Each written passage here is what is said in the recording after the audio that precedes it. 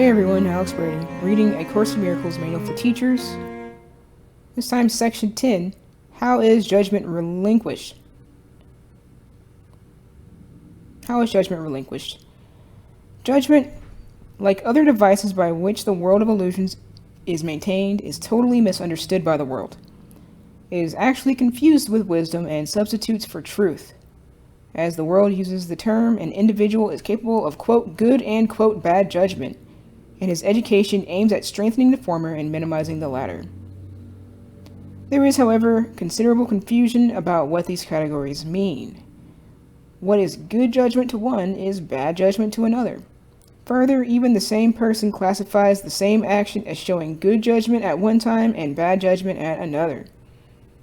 Nor can any consistent criteria for determining what these categories are really be taught. At any time, the student may disagree with what his would-be teacher says about them, and the teacher himself may well be inconsistent in what he believes. Good judgment in these terms does not mean anything, nor does bad.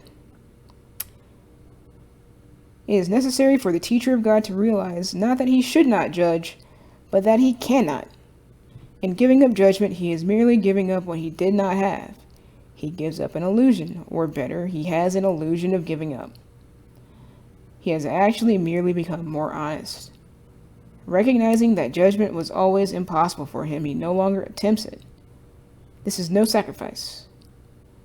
On the contrary, he puts himself in a position where judgment through him rather than by him can occur. And this judgment is neither good nor bad. It is the only judgment there is, and it is only one. This is the judgment. God's Son is guiltless, and sin does not exist.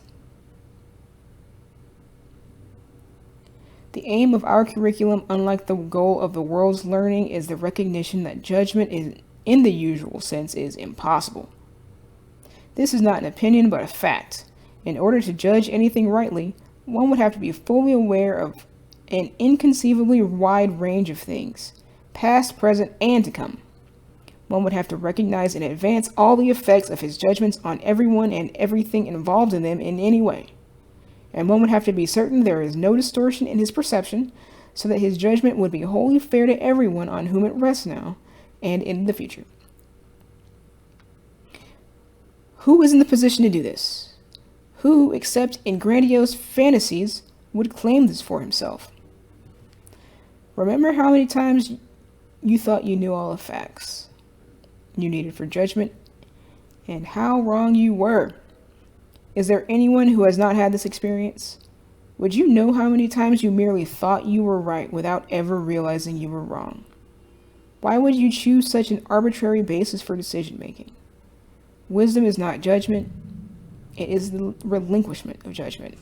Make then but one more judgment, and it is this: there is someone with you whose judgment is perfect.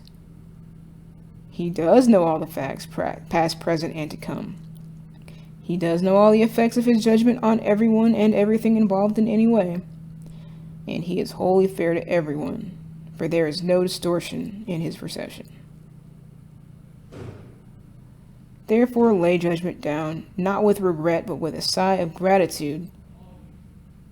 Now you are free of burdens so great that you could merely stagger and fall down beneath it. And it was all illusion, nothing more. Now can the teacher of God rise up unburdened and walk lightly on. Yet it is not only this that is his benefit. His sense of care is gone, for he has none. He has given it away, along with judgment. He gave himself to him whose judgment he has chosen now to trust instead of his own, and now he makes no mistakes. His guide is sure, and where he came to judge, he comes now to bless. Where now he laughs, he used to come to weep. It is not difficult to relinquish judgment, but it is difficult indeed to try to keep it. The teacher of God lays it down happily the instant he recognizes its cost. All of the ugliness he sees about him is its outcome. All of the pain he looks upon is its results. All of the loneliness and sense of loss, of passing time and growing hopelessness, of sickening despair and fear of death. All of these have come of it. And now he knows that these things need not be. Not one is true, for he has given up their cause, and they which never were but the effects of his mistaken choice have fallen from him. Teacher of God, this step will bring you peace. Can it be difficult to want but this?